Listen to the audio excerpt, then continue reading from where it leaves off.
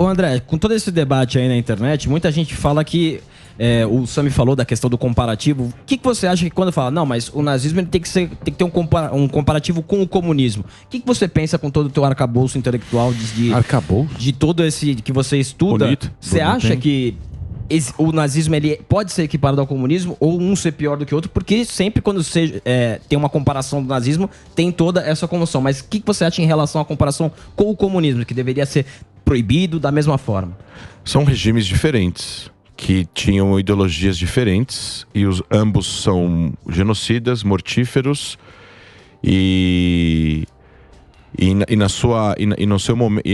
no seu momento, por exemplo, o comunismo como regime totalitário, de igualdade de resultado e não igualdade de oportunidade. Não tem como você conseguir igualdade de resultado através da democracia, só através da tirania. E aí você tem, ao longo da história, que vai da Revolução Cultural na China e antes na Revolução Soviética, só teve morte e destruição. Os regimes que tentaram implementar isso foram autoritários, ditatoriais, mandaram as pessoas para a morte, que pensavam diferente. Dito isso, o nazismo tem uma conotação racial, de raça, onde, independentemente do que você pensa, você vai morrer se você nasceu judeu, se você nasceu negro. Além do pensamento político. Além do pensamento político. Então, sim, não acho que é comparável, porque são coisas diferentes. Historicamente falando, e não estou falando agora que um é melhor ou pior que o outro. Os dois são horríveis, péssimos.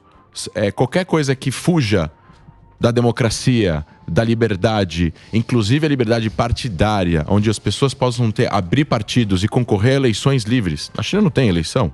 É um partido só. Então não tem como isso ser positivo em nenhuma instância. A gente não está falando agora de acordos econômicos, etc. e tal. Então, é isso. Eu não acho que eu acho que as pessoas falam assim, não, então tem que colocar o comunismo junto. Falem mal do regime totalitário, do fascismo, do comunismo, do nazismo, mas não precisa colocar em de pé de igualdade, porque historicamente, se você abrir os livros... tem a ver com raça e... tem a ver com raça, tem a ver com outras coisas, entendeu?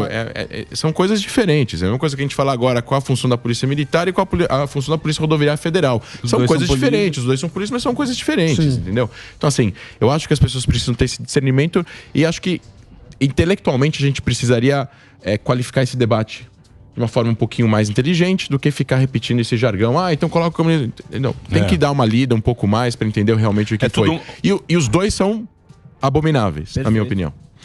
A discussão é muito rasteira, né, André? Você que é professor, ela é muito rasteira. Porque então as pessoas acabam repetindo o que elas escutam na mídia, e replica. Não, porque é pra lacrar, o cara ou pra comparar. Não, mas agora, quando você compara nazismo a qualquer coisa, é pra lacrar. Isso que você tá fazendo é igual ao nazismo. E aí tira a importância. O Bolsonaro foi chamado de nazista, o Fábio Van Garden foi comparado ao Goebbels lá. Isso é um absurdo. Assim como é um absurdo você também falar que a vacina é a mesma coisa que o nazismo. Assim, não tem uma proporção. Um é ligado à raça, milhões de mortes. Você pode ser contra a vacina. Não, tudo bem, você pode ser contra a vacina. Não é mas o exemplo não cabe. Mas é uma questão de querer lacrar. E aí tem a questão maior, que é até onde vai a liberdade de expressão. Porque se você for falar, a pessoa teve liberdade para falar. Só que ela paga por isso. Assim, a tem uma consequência. Você tem, mas você tem as leis. E tem coisas que estão previstas no mas Código as pessoas, brasileiro. Mas as pessoas hoje em dia querem ter a sua opinião. Sim. Ontem você entrava na rede social, todo mundo opinando de um lado, do outro, usando aquilo para fazer a lacração dela. Exato. E isso é ruim, porque é o cancelamento do outro. Porque uma coisa é a lei, você cometeu um crime, vai ao Ministério Público. Exatamente. Outra coisa é todo mundo acabar com a vida do cara, pedir a cabeça, tripudiar. O que eu vejo é muita comemoração das pessoas com a desgraça do outro, que também é ruim igual. Porque você, é ruim igual. Eu acho que tem que ser assim, você fez um erro, explica, remove, não acabar com a vida do cara. Porque senão a gente Então, mas eu acho que isso também é uma lição. É aquilo que eu falo. Você pode falar tudo o que você quiser, depende do lugar que você fala. Contexto. Por exemplo, a gente está aqui num programa que está em rede nacional, a gente está entrando. Então, canhão de comunicação. A gente precisa nós estamos no... Parcimônia. Não, a gente precisa saber. Bom senso. Tem uma responsabilidade do poder que existe. Porque exatamente. Você vai falar e você vai ter que responder pelo que você falou. Existe uma responsabilidade tem lugares falando pro público. E sabe um ponto, acho que tem piada que eu faço no palco que eu não faço. Que não vai fazer. Mas acho que muitas das vezes as pessoas falam e negam que isso aconteceu. Falam que os livros não aconteceram e isso daí...